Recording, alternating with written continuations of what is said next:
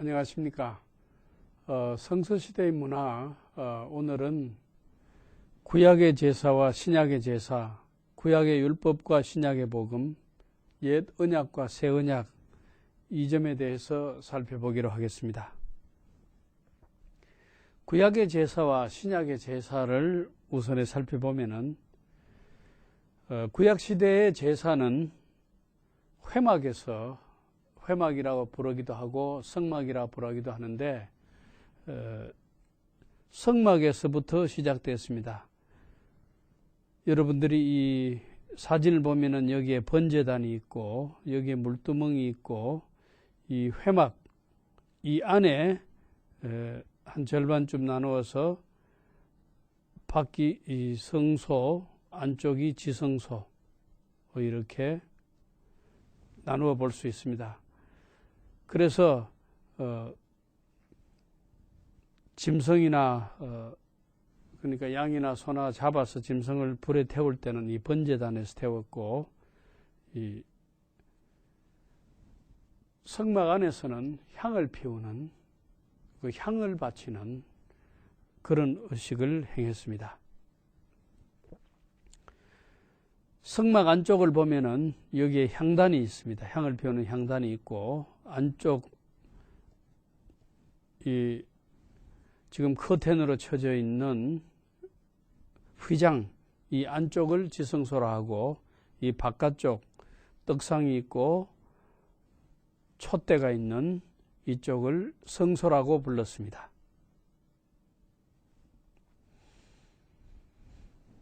이 회막은 모세 시대에 시내산에서부터 시작해서 하나님을 섬기는 제사의식이 거기서부터 처음 시작했습니다. 그리고 광야 40년 동안 줄곧 회막에서 이스라엘 백성들이 하나님께 제사를 드렸고, 가나안 땅에 들어간 뒤부터는 솔로몬 때 와서 이 성전을 짓고, 이제 회막은 사라지고 성전에서 제사를 드렸는데, 이 성전도 안쪽에 가면은 둘로 나누어서 저 뒤쪽 안쪽에는 지성소고 바깥쪽은 성소, 회막과 같이 그렇게 둘로 분리되어 있었습니다. 그리고 이 성막이나 성전, 이것은 하늘에 있는 성전의 모형이라고 볼 수 있습니다. 대제사장과 속죄일에 대해서 우리가 알 필요가 있습니다. 레위지파 대제사장들은 1년에 한 번씩 욤키프라 해서, 영어로 말하면 The Day of Atonement, 속죄일에 지성소에 들어가서 백성들을 대신해서 제사를 드렸습니다. 히브리서 9장 7절에 그 내용이 나와 있습니다. 제사장이 1년에 한 번 지성소에 들어가서 백성들을 위해서 제사를 드릴 때에 허리 둘레에 금빛 밧줄과 주홍색 실을 허리 주변 둘레에 두르고, 그 다음에 그 끝이 길게 달아져서 지성소에 들어갈 때 이 밧줄과 실이 같이 이렇게 끌리면서 들어가고, 그 끝은 밖에까지 있습니다. 그래서 이 주홍색 실이 흰색으로 바뀌면은 하나님이 제사를 받으신 것이고, 하나님이 제사를 거부하실 때는 주홍색 실이 그대로 있고 제사장은 죽임을 당했습니다. 이것은 아주 중요한 그런 내용인데 생사가 걸려 있는 거죠. 그만큼 긴장을 하면서 대제사장이 지성소에 들어갈 수밖에 없었습니다. 그래서 밖에서 초조하게 기다린 사람들은 지성소에서 아무 일이 없는가, 또 대제사장이 제사를 드릴 때 하나님께서 받으셨는가, 아주 긴장되고 초조한 마음으로 기다렸습니다. 그래서 만약에 그 주홍색 실이 흰색으로 바뀌면은 백성들은 밖에서 안도하는 거죠. 하나님께서 대제사장의 제사를 받으셨구나. 만약에 그 주홍색 실이 흰색으로 안 바뀌고 그대로 있으면서 오랫동안 대제사장이 그 지성소에서 나오지 않으면 이건 죽었구나. 하나님 제사를 받지 않으셨구나 해서 그 금빛 밧줄을 끌어당기면은 그 제사장의 허리에 밧줄이 묶여 있기 때문에 그 시체를 밖에서 끌어내었습니다. 이런 영상을 제가 보여드릴 텐데 언어가 영어로 되어 있기 때문에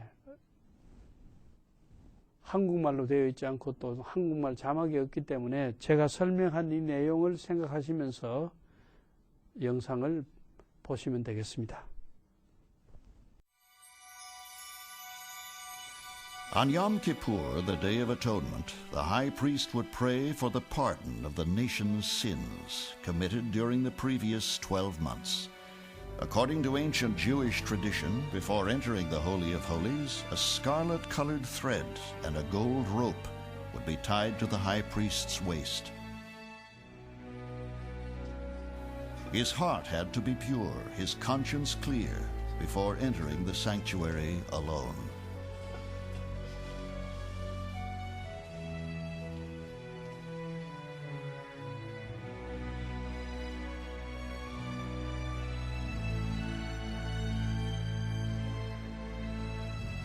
Holding burning incense, he would utter the mystical name of God, a name once revealed to Moses and secretly passed on only to the priesthood.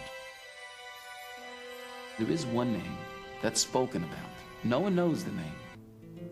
And God created his world through words. He spoke, and the world came into being. So his name is very powerful. Hours would pass as crowds outside anxiously awaited news of the outcome of the high priest's prayers. Had they been forgiven their transgressions? Or did God withhold his pardon? Would they receive a sign? We're told that in the temple was a scarlet rope made from wool. And if the high priest was successful, it's a clear indication that God had forgiven them and that they were now with a clean slate, able to go on into the new year. If the high priest's heart had not been pure, his prayers would go unanswered. The thread would remain its original color, and he would have forfeited his life. The gold rope would now be the only means to retrieve his body from the Holy of Holies.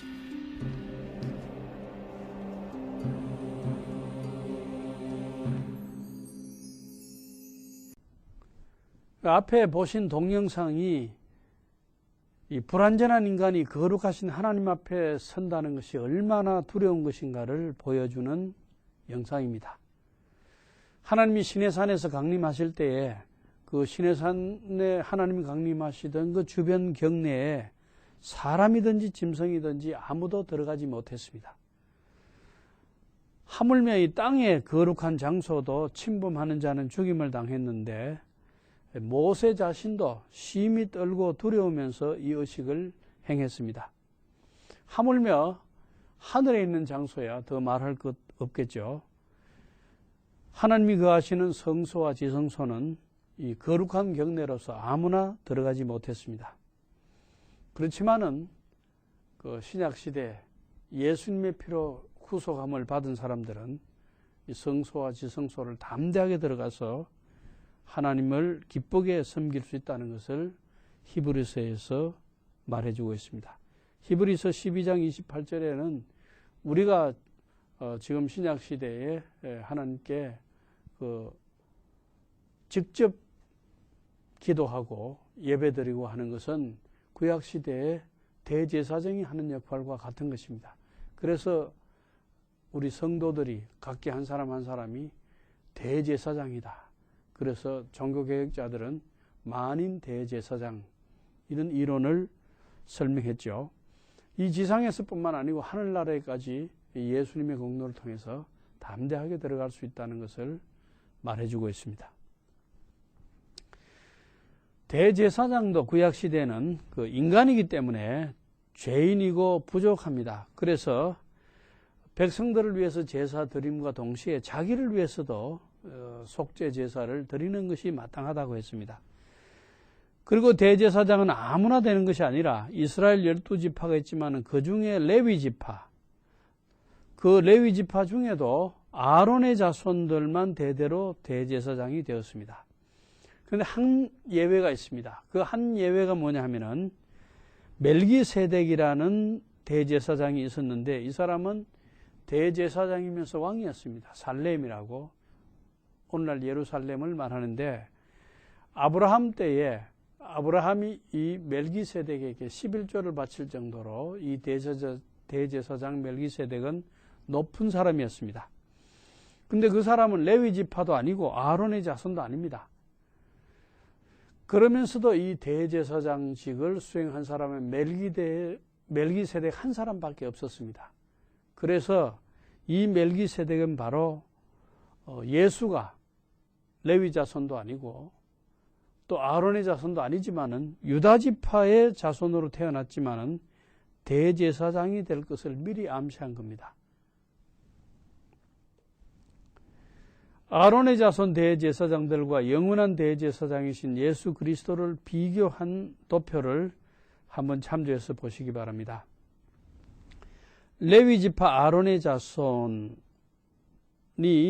대제사장 역할을 했는데 예수 그리스도는 멜기세덱의 그 계보를 따른 대제사장이다. 그러니까 레위 지파도 아니고 아론의 자손도 아니고 유다 지파로서 멜기세덱을 따른 대제사장이다.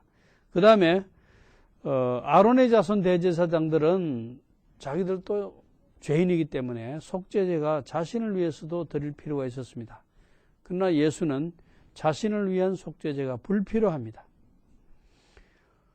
그리고 아론의 자손 대제사장들은 참끝의 그림자인 손으로 지은 성전에 들어갔지만 예수는 하늘에 들어갔습니다. 그러니까 하나님 손으로 짓지 아니한 성전에 들어가서 하나님 앞에 제사를 드렸다는 것입니다.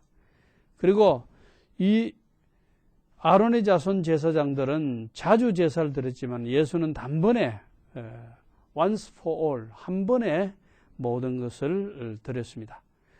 그 다음에 아론의 자손 대제사장들은 염소와 송아지 피로 제사를 드렸지만은 예수님은 자기의 피로 제사를 드렸습니다. 아론의 자손 대제사장들은 자주 바뀌었고 또 온전할 수도 없었고 또 짐승이 핀 하늘에 있는 것들의 모형을 정결케 하는 것에 불과했고 이것은 나중에 폐해질 것입니다. 그렇지만 예수께서는 영원한 대제사장이 되시고 온전함을 얻을 수 있고 하늘에 있는 것들을 정결케 하고 영원히 폐해지지 않는 이런 제사를 하나님 앞에 드렸습니다. 그래서 이 두 제사장을 비교하면은 예수 그리스도께서 완벽한 대제사장이 되시고 아론의 자손 대제사장들은 앞으로 완벽한 대제사장이신 예수를 상징하는 그림자처럼 보여주는 그런 역할을 했다고 할 수 있습니다. 이 사진을 제가 이스라엘에 가면은 예루살렘 성전 모델을 만들어 놨는데 그 모델의 사진을 찍은 것인데 이 오른쪽에 있는 것이 이 예수님 당시 성전이고 이것은 빌라도 법정이고 예수께서 빌라도 법정에서 사형 언도를 받으시고 십자가를 지고 이 골고다 언덕, 여기가 골고다인데 골고다 언덕, 그러니까 성 밖에 성이 여기 있고 성 밖에 골고다 언덕에서 십자가에 못 박혀 돌아가셨습니다. 우리가 히브리서 13장 11절에서 12절을 보면은 짐승의 피는 대제사장이 가지고 성소에 들어가고 그 육체는 영문 밖에서 불사른다고 했습니다. 그러므로 예수도 자기 피로서 백성을 거룩하게 하려고 성문 밖에서 고난을 받았다 했습니다. 여러분들 보시면은 이 성이 여기 있습니다. 이 돌아가는 성인데 성문 밖에서 성문 밖에서 고난을 받으셨습니다. 이 성문 안에는 예루살렘 성전이라든지 다른 건물들이 있죠. 예수께서 십자가를 지고 돌아가시고 자기 육체를 제사를 하나님께 드린 그 십자가, 그 제사 장소는 성문 밖이었습니다. 이제 그 율법과 복음에 대해서, 율법은 옛 언약이고 복음은 새 언약인데 거기에 대해서 한번 살펴보겠습니다. 율법과 복음, 이것은 하나의 그 법과 사랑이라고 할 수 있습니다. 율법과 복음은 하나님의 의의 양면을 보여줍니다.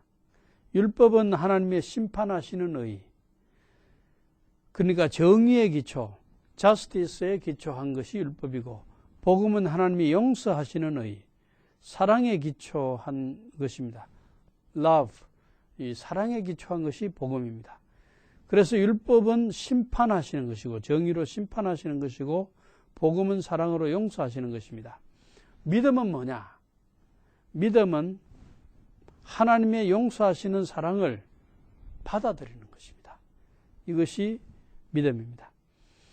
구약 성경은 율법을 통하여 인간의 죄된 실존을 깨닫게 해주는 것이고, 신약 성경은 복음을 통해 죄된 실존에서 사람을 벗어나게 해주는 것입니다.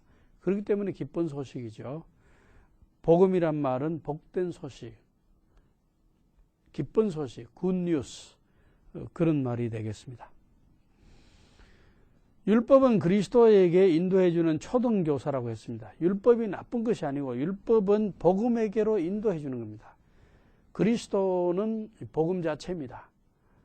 율법은 복음으로 인도해주는, 다시 말해서 그리스도에게로 인도해주는 초등교사. 초등교사는 헬라어로 페다고고스. 우리가 이것을 번역할 때에 초등교사 또는 몽학선생이라고 이 말을 번역했는데, 그리스의 페다고고스는 선생이 아니라 선생님에게로 인도하는 자, 이런 역할을 하는 자를 페다고고스라 합니다. 그러니까 이것을 다시 풀어서 설명하면은, 아직까지 이성을 제대로 사용할 수 없는 철부지한 어린아이들이 물가로도 가고 낭떠러지도 가고 불에도 가고 이렇게 다치지 못하도록 보호해주는 그 역할을 하는 자가 초등교사, 페다고고스, 몽학선생이 아니라, 일정하게 어린아이가 자란 다음에 이성을 사용할 수 있을 때에 그 이성을 사용할 수 있는 지각 있는 선생에게로 인도해주는 자를 초등교사, 몽학선생 또는 페다고고스라 합니다. 그래서 우리가 잘 이해해야 됩니다. 이 몽학선생, 페다고고스는 이성을 사용할 수 없는 아주 어린 사람들을 인도해 주는 것이 아니고, 복음을 깨달을 수 있을 정도의 이성을 인간들이 가지게 될 때에, 그때에 복음을 깨닫도록 인도해 주는 자를 몽학선생 혹은 초등교사, 페다고고스라 합니다. 그러니까 사람이 지각을 사용해서 복음의 이치를 깨달을 수 있는 연령이 될 때에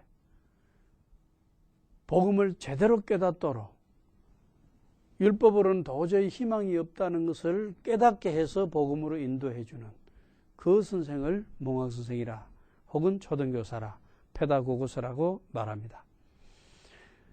이제 우리가 그 자기의를 세우려고 노력하는 것은 복음이 아닙니다. 이것은 율법입니다.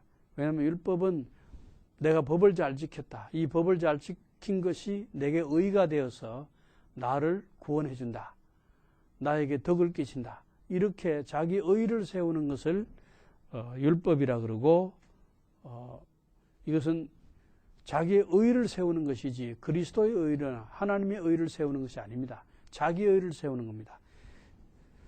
유대인들이 율법을 지키는 자신들의 의를 의지했습니다. 나는 세리와 같지 않다, 나는 세리보다 낫다, 의를 이만큼 쌓았다, 이렇게 자신들의 의를 의지하고 하는 동안에 세리는 그렇게 하지 않았습니다. 나는 죄인입니다, 하나님의 나를 긍휼히 여겨 주옵소서. 자기의 의를 부정하고 하나님의 의를 의지했습니다. 그리스도를 통한 하나님의 의를 부정한 유대인들, 그러니까 다시 말하면은 자기 의를 세운다는 것은 그리스도를 통한 하나님의 의를 부정하는 것이 되고, 이렇게 부정하고 자기 의를 세우는 자체가 바로 실패와 넘어짐의 원인입니다. 세리는 비록 바리새인보다도 의는 부족했지만은 자기 의나 이런 것은 전혀 의지하지 아니하고 또 의지할 것도 없었죠. 그러나 하나님의 의를 의지하고 긍휼을 바라보았다는 이 점에서는 자기 인간의 의를 의지한 것이 아니고 하나님의 의를 의지했다는 데서 바로 의롭다함을 입은 것입니다. 유대인들의 실패와 넘어짐의 원인이 바로 여기에 있습니다. 자기 자신들이 의롭다는 것을, 율법을 잘 지켰다는 것을 나타내기 위해서 그리스도의 의나 하나님의 의를 부정하는 데 있습니다. 법과 사랑의 관계는 참으로 우리가 잘 이해해야 됩니다. 흔히들 요즘 사회에 이 계약결혼이니 뭐 이런 이야기를 합니다. 법적 계약이나 조건을 내세운 그런 결혼은 진정한 사랑이 아니죠. 법으로 유지되는 관계는 이 죽은 관계입니다. 나와 사회 간에, 나와 다른 사람 간에 법이 없으면 그 관계가 유지되지 않는다. 이것은 죽은 관계입니다. 사랑으로 유지되는 관계가 이것이 살아있는 관계입니다. 법이 없이도 유지되는 관계. 우리 사회에 보면은 가정에 있어서는 사랑의 관계가 강하기 때문에 법이 없이도 잘 유지가 되죠. 그러나 사회에서는 법이 없이 잘 이 관계가 유지되지 않습니다. 여러분들 은행에 돈을 빌리러 갔을 때에 계약서를 쓰고 또 보증인을 앉히고 또 담보 물건을 제공하고 이렇게 해야 그 은행에서 이 사람이 돈을 확실히 갚겠구나 하고 믿고 돈을 빌려줍니다. 이런 그 법적인 관계, 여러 절차를 거치지 않으면 관계가 유지되지 않는 것이 이 사회입니다. 이것은 온전한 사랑으로 이루어진 관계가 아니기 때문에 그렇습니다.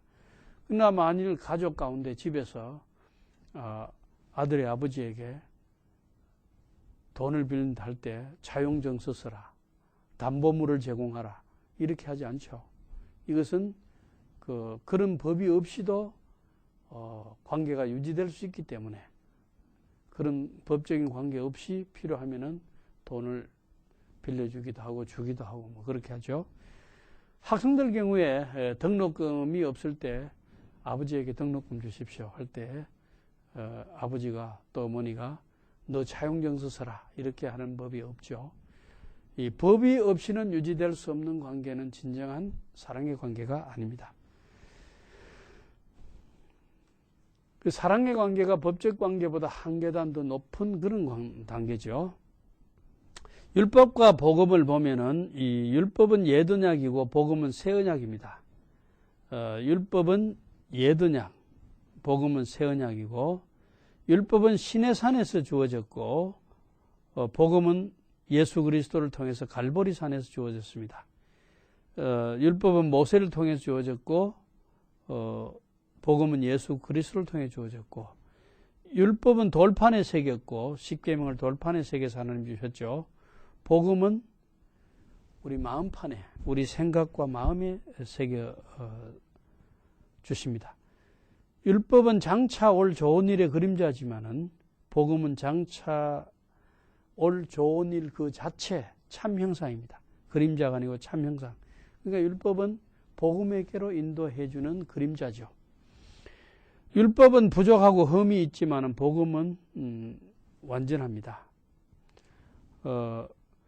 우리가 첫째 것, 둘째 것 할 때 율법이 먼저 왔고 복음이 다음에 왔습니다.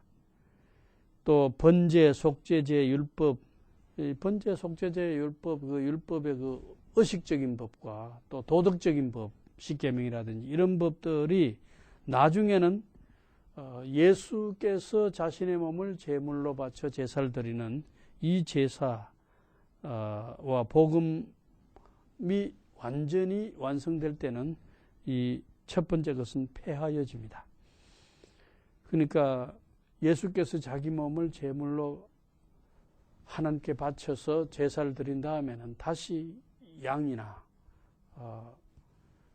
송아지나 이런 그 짐승을 잡아서 하나님께 제물로 바칠 필요가 없죠. 왜냐하면 더 완전한 제물인 예수께서 자신의 육체를 하나님께 바쳤기 때문에 구약의 그런 짐승의 제사는 예수 그리스도의 육체로 하나님께 제사를 드릴 것의 그림자요, 모형이요, 미리 보여주는 상징이라고 할 수 있습니다. 그래서 구약의 모든 것은 신약의 그림자에 불과합니다. 세상에 있는 것, 눈에 보이는 것, 이것은 하늘에 있는 것과 보이지 않는 것의 모형이며 그림자입니다. 그런데 하나님께서는 눈에 보이는 것을 다 파하십니다. 모세의 시체를 감추었죠. 아마 모세의 시체를 감추지 않았다면 그 모세의 시체가 이스라엘 백성들 앞에 우상이 되고 올무가 되었을지 모르죠. 그 다음에 성경도 그 신구약 66권이 있지만은 원본은 그 중에 하나도 남아있는 것이 없습니다. 아마 이것도 남아있다면 그 원본 자체를 가지고 우상화했을지도 모르죠. 성막도 사라지고, 성막은 성전을 짓고는 사라졌지만 성전 자체도 지금 솔로몬이 지었던 성전 다 파괴되고 없죠. 또 예수님 당시에 제2성전 다 파괴되고 없죠. 법궤도 지금 다 사라지고 없습니다. 우리의 육체도 세상도 눈에 보이는 것은 언젠가는 다 사라질 것입니다. 영원한 것은 하늘에 있는 것이고 보이지 않는 것일 것입니다. 우리의 실존도 어떻게 보면은 육체로 보이는 이 실존보다도 보이지 않는 실존이 참 실존이라고 할 수 있죠. 우리 영혼도 보이지 않고 정신도 보이지 않고 이렇게 할 것입니다. 아마 우리 부활한다면 물론 신체가 부활하지만은 그 부활체는 육신의 눈으로 볼 수 없는 그런 몸이 되겠죠. 예수님도 그런 몸이었기 때문에 예수님이 부활한 그런 몸으로 같은 본질로 우리도 부활하게 되겠죠. 그러나 한 가지 우리가 알아야 될 것은 불완전한 것인 줄을 알면서도 율법과 성막과 제사의식을 구약시대에 세우신 것은 완전한 것을 가르치시기 위한 목적으로 단계에 불과했던 것입니다. 그러나 완전한 것이 올 때는 불완전한 것이 파해집니다. 하나님의 말씀이 마음에 새겨진 다음에는 이 법궤도 사라지는 것이죠. 그래서 구약시대의 제사의식, 율법 가운데는 뭐 의식에 대한 법과 도덕에 대한 법 이게 다 있지만은 이 모든 것들이 불완전하지만은 그러나 필요했던 것은 완전한 것을 가르치기 위한 단계로서 필요했던 것입니다. 그러나 완전한 것이 와서 이루어졌을 때는 이 불완전한 것으로 다시 돌아갈 필요가 없는 것이죠. 우리가 법궤라고 하기도 하고 언약궤라고 하는 이것도 지금 사라지고 없지만 이거 다시 만들 필요가 없죠. 예레미야서 3장 16절에 보면은 다시 만들지 아니할 것이라고 했습니다. 왜냐하면은 법궤 속에는 그 돌판에 새겨진 하나님의 말씀이 있었지만은 이제는 하나님의 말씀이 돌판에 새겨지는 것이 아니고 우리의 마음판에 새겨졌기 때문에 다시 돌판에 새겨진 하나님의 말씀을 찾으러 다니거나 또한 그 법궤를 찾으러 다닐 필요가 없는 것이죠. 성전도 마찬가지입니다. 솔로몬 성전 또 예수님 당시 제2성전이 다 파괴되고 없지만은 그것보다 더 중요한 하나님이 계신 곳이 성전인데 우리 마음 속에 하나님이 계시면은 우리 마음이 성전이 되고 이것이 솔로몬이 지은 성전이나 예수님 당시에 그 제2성전보다 더 중요하고 더 완전한 성전이죠. 그래서 예수님의 제자 가운데 한 사람이 그 건물 자랑하니까 예수님께서 돌 하나도 돌 위에 남지 아니하고 다 무너지리라. 그 보이는 건물 그 자체가 그렇게 중요한 것이 아닙니다. 더 중요한 것은 우리 마음이 중요하고 마음 속에 하나님이 계시면은 마음의 성전이 더 중요하다는 것입니다. 우리의 대제사장 되신 예수 그리스도께서는 자신이 시험과 고난을 당하셨기 때문에 시험과 고난 당하는 자들을 도우신다고 했습니다. 저는 이 말씀을 아주 의미 있게 생각을 합니다. 제가 얼마 전에 어떤 사람이 예수께서 죽으실 때 겟세마네 동산에서 십자가를 앞에 두고 기도할 때 하나님이여 할 수만 있으면 이 잔을 내게서 옮겨주십시오 하고 괴로워하고 고민하고 그 죽음을 앞두고 그 죽음의 고통에 대해서 고민했던 그런 흔적들이 있었는데 소크라테스가 죽을 때는 용감하게 독배를 마셨기 때문에 오히려 소크라테스가 예수님보다 더 존경할 만하고 더 훌륭한 스승이 아닙니까 하길래 내가 그런 대답을 했습니다. 물론 소크라테스가 용감하게 독배를 마신 것으로 지금 전해져 내려오고 있지만은 그런 이야기가 전해져 내려오고 있지만은 나는 예수에게서 더 인간미가를 느낀다. 인간적인 친근감을 느낀다. 왜냐?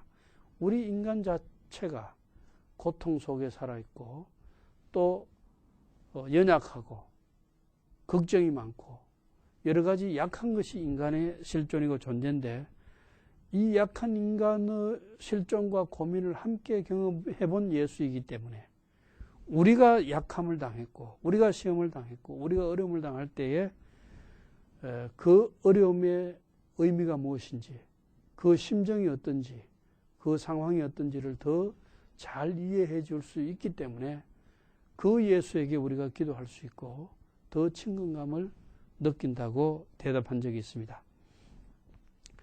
우리는 오늘 그 구약시대의 제사와 신약시대의 제사 또 구약시대의 그 짐승을 잡아서 양이라든지 소라든지 이 짐승을 잡아서 드리는 제사와 예수께서 자신의 몸을 직접 제물로 하나님께 바치면서 드린 제사, 그 다음에 율법과 복음, 그 다음에 그 옛 언약과 새 언약, 이 면을 종합적으로 오늘 한번 살펴보았습니다. 이제 여러분들이 마음속에 생각해 보시기 바랍니다. 이 참 형상과 그림자는 어떻게 다른가? 그림자, 구약시대의 모든 것은 신약시대의 그림자에 불과했다고 제가 여러분들에게 말씀드렸습니다. 불완전하지만 이것이 필요했던 것은 신약시대의 참 형상과 그림자를 가르쳐주는 단계가 되기 때문에 그렇다고 이야기를 했는데 이 점에 대해서 구약과 신약을 두고 한번 비교해가면서 생각해 볼 수 있기를 바랍니다.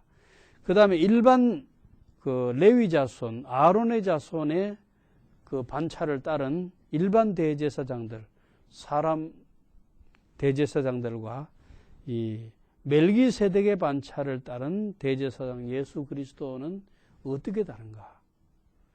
제가 도표를 통해서 여러분들에게 보여드렸는데 그것을 참고하면서 여러분들이 그 점을 한번 신중하게 생각하면서 그 차이점을 정리해 보시길 바랍니다. 그 다음에 율법과 복음, 옛 언약과 새 언약의 차이가 무엇인가? 이거 아주 그 구약의 정신과 신약의 정신을 핵심적으로 우리가 그 파헤쳐 볼 수 있는 그런 내용인데 이 점을 잘 이해하면은 그 구약과 신약에 대한 올바른 이해를 가질 수가 있죠. 이런 그 세 가지 질문들을 우리 마음속에 새기면서 오늘 이 강의 전체를 한번 요약하고 정리해 볼 수 있기를 바랍니다.